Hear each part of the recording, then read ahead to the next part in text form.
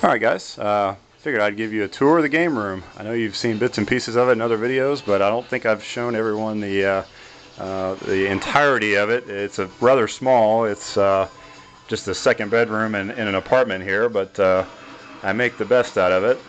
And go ahead and show you what we got here. This is where I keep some of my game consoles. Bottom shelf is mostly just soldering equipment and Dremel and miscellaneous parts, as well as these bins here. I keep some extra connectors and things of that sort when I'm working on different game systems. Got my Neo Geo MV1F here. This is my primary Neo Geo board, MVS board.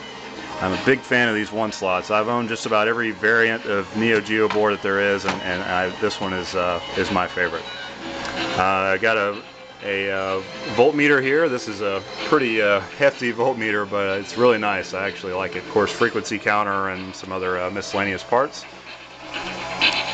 GameCube, picked this up at a flea market for about 10 bucks with the controller, so can't beat that.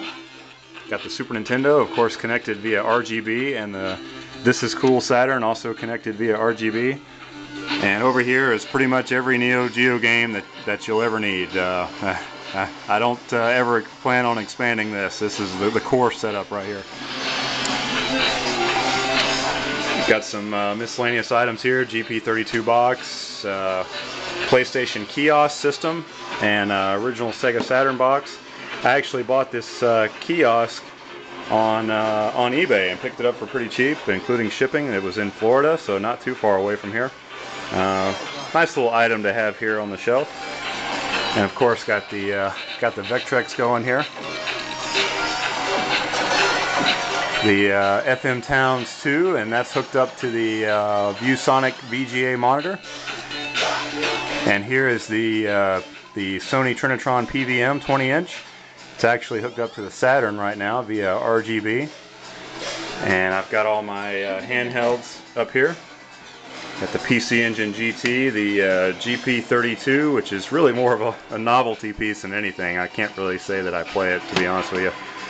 And the Nomad, which has been super modded. I've done a lot of work to this thing, and I'm sure I'll feature it in a video coming up. And of course the Sega CD and Sega Genesis JAMA system, fully JAMA compatible. Everything is powered off the single JAMA harness. And the Virtual Boy, the staple of any gamer's collection. And got the X68000 here, and right now it's running Gradius 2.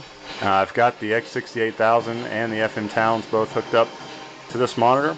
The only thing I need to buy is a KVM. I've been meaning to buy a KVM switch so I could have both of these hooked up at the same time and just switch back and forth between the two. And I've got my PCBs down here.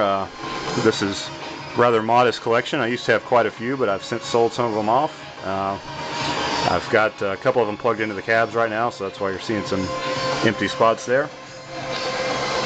And here's the X68000 games, as well as Tatsujino for the FM Towns, and Dodonpachi Diojo, or Doge, or however you want to say it, PCB right here.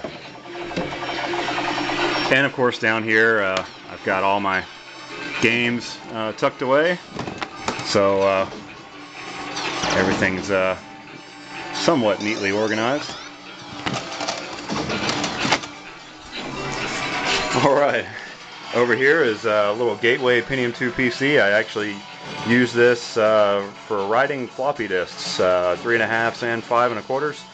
That's pretty much its sole purpose at this point. I've got the Sega Astro City. This one I bought in Miami.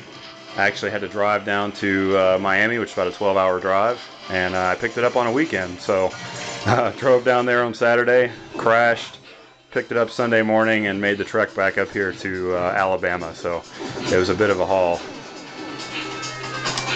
And over here I've got a Jet Set Radio Pachizlo machine. This is an original machine. I actually bought this one locally as well.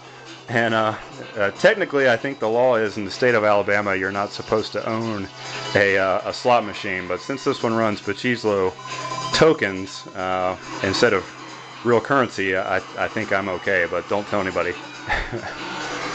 And over here is my second Astro City.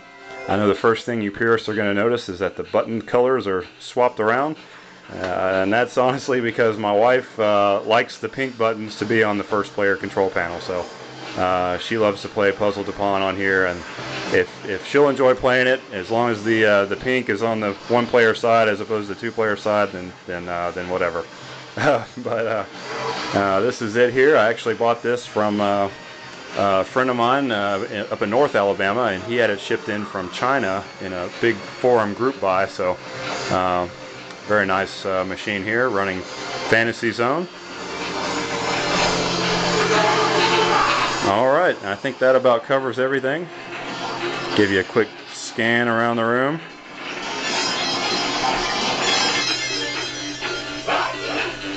And that is my small but humble game room, my little hideaway.